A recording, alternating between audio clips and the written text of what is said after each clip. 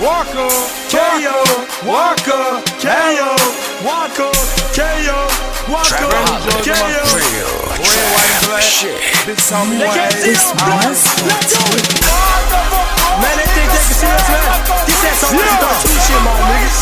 They can't see us, man. Well, see my birds, you understand, nigga. Zone City, whatever. There's a war going on out there. He makes the weapons. I use them.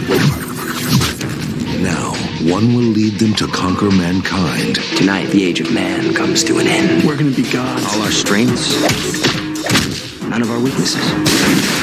He is their greatest fear and our only hope. This open season on all vampires. What's going on, YouTube? We back in the Low Key Cave. Keyshawn Nimes YouTube page, aka Mr. Low Key, aka the Low Key Horror Cave. Yes, it's October and we got some retro horror movie reviews we're going to be doing, but not just retro horror movie reviews, retro action horror movie reviews. And why not do the classic, man? The start of what people are now calling the MCU, the Marvel Cinematic Universe. The one movie that started kicking this all off, even before X-Men. I mean, outside of what DC was doing as far as Batman, Michael Keaton and all of that, we had Blade as far as Marvel.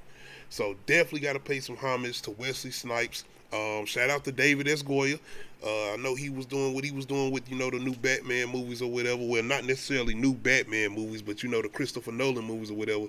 But definitely, when it comes to Wesley Snipes and what he did, but not only comic book films, but just action movies, but coming in and doing something different, I feel like with vampire movies, man.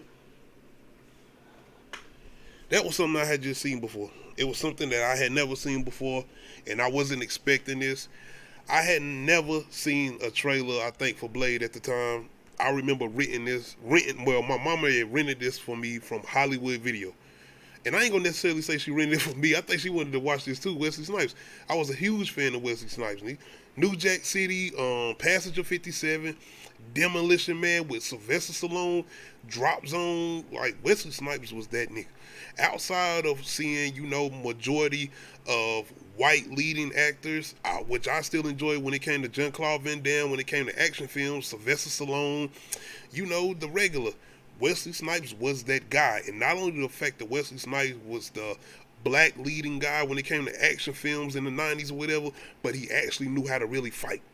Shout out to Michael J. White too, because I feel like Michael J. White he didn't get a chance to do what I feel like he could have been that next movement of Wesley Snipes when it came to action movies. But Michael J. White got his own set of morals and standards.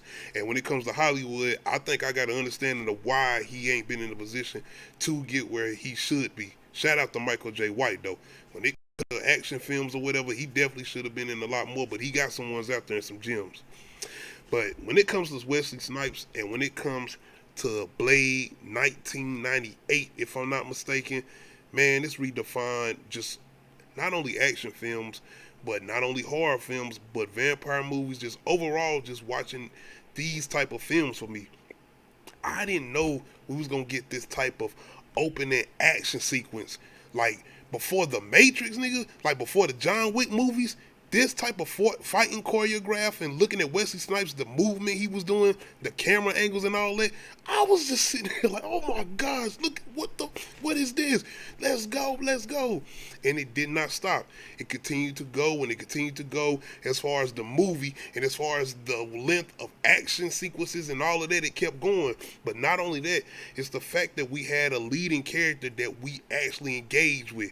We had Wesley Snipes, not only the fact that he could do action movies, but he could act. And his charisma, like the fact that he had these little moments where he did little funny things, like you remember at the opening scene where he had old buddy trapped and he was like just them type of moments, but still able to go back to having that serious tone and make him believe this is a badass vampire that will whoop everybody ass. But I didn't know anything about the comic book origins. I didn't know Blade was anything a part of Marvel. I didn't know anything about that. The only thing I seen when I watched this was this vampire whooping everybody ass, and it was Wesley Snipes as a vampire. But yes, man, just overall when it comes to the plot and horror aspects, not only the fact that this movie had those good action sequences, but it could also transition to good horror scenes. When it came to that hospital scene where you had them having this full-blown conversation and out of nowhere old buddy come back to life after Wesley Snipes burnt his ass, like that shit was crazy. And it's still an effective scene to me.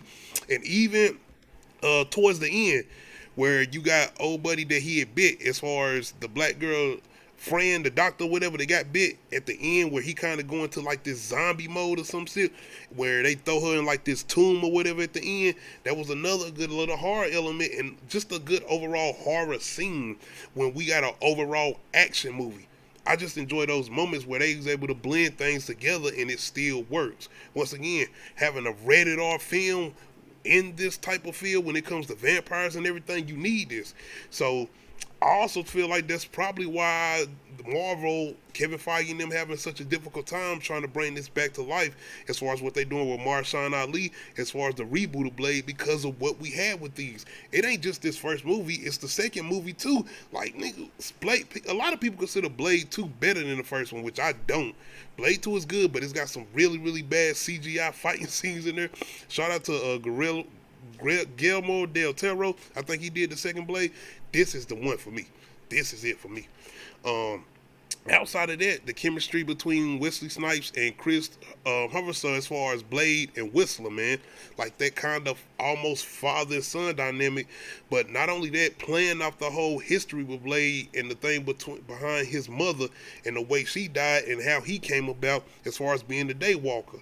Like I said, I love revenge stories. So them leading into this and giving us a formidable villain, but not only that, giving us somebody and giving us a reason for Wesley Snipes to have a passionate hate for this person, that was all the more better, man. Shout out to Stephen Dorff as far as playing Frost and as far as giving us this big lead up to this big fight sequence that I love as far as these type of movies. Not just Blade, but overall with these type of movies. I can go back to the Lost Boys when you had, you know, your boy and them fighting at the end when he was getting turned into a vampire. But not only that, just overall when it comes to these type of films as far as Kickboxer, we could talk about that when it comes to movies that's leading up to a big fight sequence at the end of it. And majority of these newer comic book movies have kind of had those same sequences. Dark Knight Rises, when they had the whole sequence with Batman leading up to him having this payback fight sequence with Bane or whatever. But even leading up moments before then when you got the Hulk movies or whatever, or other Marvel movies or whatever, outside of that, we had Blade first. And once again, I feel like Stephen Dorff's character as far as Frost was a very formidable villain. But not only that, it was just the history behind it and what he had in his involvement with Blade's mother or whatever. But once again, we had good side characters. Outside of Whistler, you know, you had old girl from the hospital, and he had that whole thing with Blade kind of thinking about his mother and not leaving her behind. Character development, man. This was supposed to be loosely based off a comic book movie, but we had so much good character development, so many good moments, but it was Wesley Snipes being that lead character that made us want to follow everything else that was going on. But like I said, the chemistry between him and Whistler, and of course the whole thing that ended up happening with Whistler, making us even more get anxious for Blade to get his revenge or whatever against Frost. All of that came into play. But once again, the action, man, the sequences of this fight choreograph, I can't let go, bro. And there's so much more of this throughout the movie, but it's really this opening scene, man, that really just takes your breath away watching Wesley Snipes do what he do. Shout out to Wesley Snipes, man, a legend. But once again, this was the beginning of Marvel. This was the start. This was that opening door. And no, they didn't get into no whole Marvel Cinematic Universe when this came out. But as far as this being connected to the comic books or whatever, this was the start.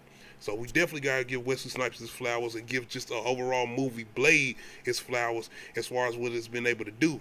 And do you feel like it's any of these newer Marvel movies, even Avenger movies? And I know y'all gonna probably say, yes, of course there's some of these movies that's better than Blade. Like, go back and watch Blade. I'm just saying, go back and watch the first two Blade movies. And I know that second one is kind of that hawky CGI or whatever. But overall, man, Wesley Snipes is the main reason behind this movie, I think, being as effective as it is. Him pulling in and doing what he's doing as far as his acting ability, and not only that, being able to really have a capability of fighting, being a real person that knows how to fight. And being able to put all of that together to make this movie, it was a perfect combination. So y'all let me know, man, how do y'all feel about Blade 1998? Overall classic movie, man. Classic, man. One of the best when it comes to not only just vampire movies, not only just action movies, or even a little bit of horror genre, just overall movies, man. When it comes to just best movies of all time, this needs to be on that list. Blade definitely needs to be on that list. But y'all let me know how y'all feeling about Blade. Definitely had to put this in here as far as my Halloween retro horror movie reviews. Make sure you hit that like button. If you're not subscribed to the channel, make sure you hit that subscribe button. Make sure you hit that notification bell, let you know when I upload new videos. Other than that, we out.